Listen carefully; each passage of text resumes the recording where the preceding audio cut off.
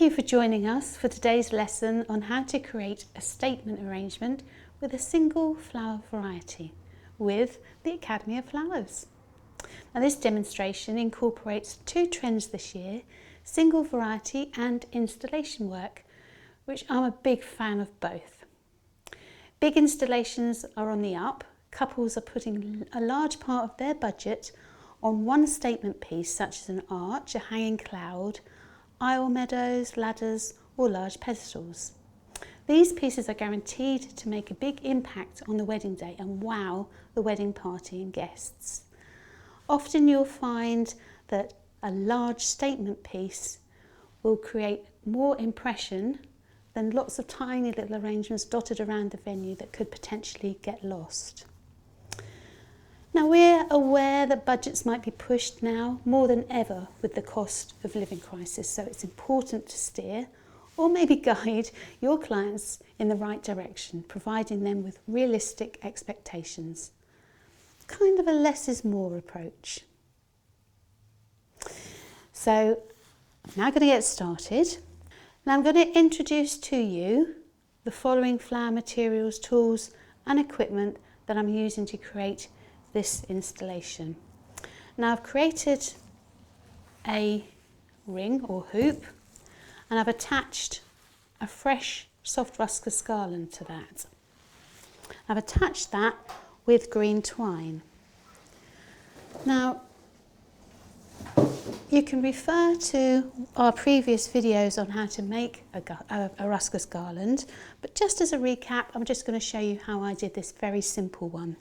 Now you have the stubby end of the soft ruscus that you cut and put into water, and then you have the soft frondy end. So taking one of each, offer the frondy end to the hard end and then twist that around and into position. Now you can leave it like that, it's relatively secure, but I actually prefer to add some green twine to tie it so that it's more secure and stable. After all, it's going to be hanging, so you don't want any pieces to come adrift. That would be incredibly embarrassing. So tie that with just a double knot, that should be sufficient. Trim the ends, and then you can see how lovely and strong and secure that is. Now I'm going to wire my Leucanthemum, which is our flower of choice today. Now they're not a particularly hard woody stem, but they're quite solid, so they actually take an internal wire very successfully. So push the stub wire up the centre of the stem and create a hook. I'll do one more of those so you can see what I'm doing. So with the Leucanthemum, stub wire right up the centre, so internally wiring it, and then cut when you've got far enough and bend into a hairpin loop. And repeat that with all of the flowers that you're using, and try if you can to get different lengths, because that adds interest to the design. Now we're going to attach those to the garland. Slide that along. And I've laid them in differing stem lengths, so theoretically you should get a shorter one and a longer one, a shorter one and potentially a cluster. So you've got good interest all the way through the installation. So taking our first, hook that over the garland and then just twist the wire into position, making it nice and secure. Repeat that all the way along the garland until you've used all of your flowers.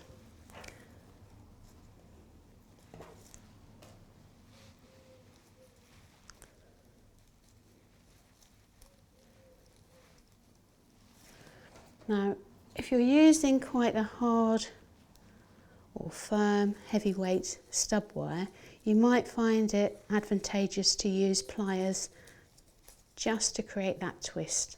Otherwise, if you're adding a lot of flowers, it can be quite hard on your hands. But you need a supportive enough wire to hold the blooms in position. If you use a wire that's too soft, your flower is literally just going to slide off the end of the wire and fall out of the design. Yeah. And for a longer shelf life, the design could be made using a netted garland attached to the hoop. This provides a good source of hydration for the design and actually enables you to install at an earlier time scale, so helping you work your working plan a little bit more sufficiently. If you're going to create something like this, it really needs to be installed on the morning of the wedding or at the latest the day before. Now you can decorate the hoop first if you want to cover it, because it's a white hoop I've used, so it is quite visual. So you could decorate that with hessian before adding flowers to avoid damage to the blooms. Now also bear in mind the weight and logistics when you get access to the venue and when it's required, and make sure that you liaise really well with the staff at the venue, because you don't want to be installing the design when the tables have already been dressed and set. You don't want drippage and you don't want any unnecessary foliage or debris to cascade down onto the table. Now fairy lights can also be added, which will give a really lovely romantic feel to the ambience of the day. And I think this particular design lends itself really well to a festival styled wedding. So if you had little fairy lights on it outside hanging from the branch of a low hung tree, I think that would work absolutely beautifully.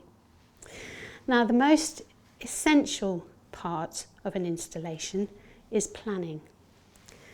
So make sure that you know when you can get access to the venue, how long it's going to take you to install, and ensure there's someone there with you to help hand the installation to you so you can actually install it.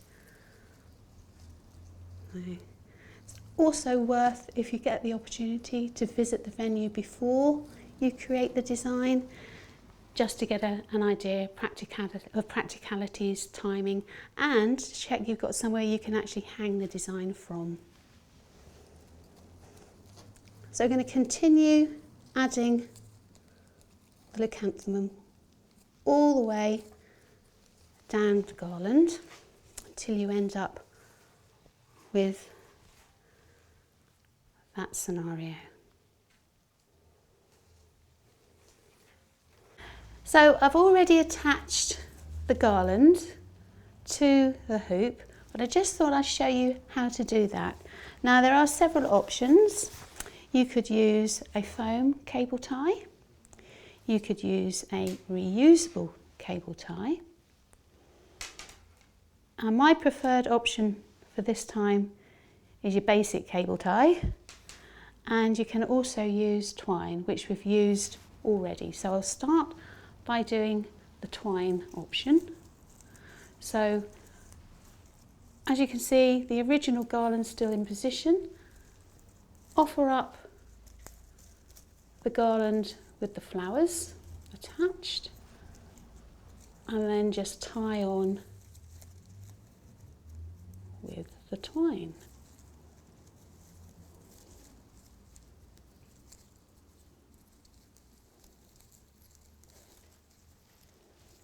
A double knot should be sufficient.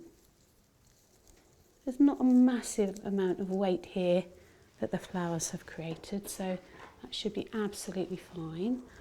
And just to make it more aesthetically pleasing, I'll cut the ends of the twine off. And then cable tie version. The end is there, so just attach that again or offer it up to the hoop.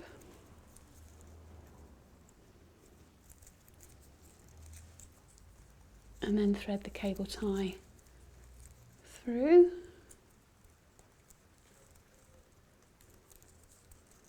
And zip it, whoops, into position. And ensure that you cut the end flush to the base.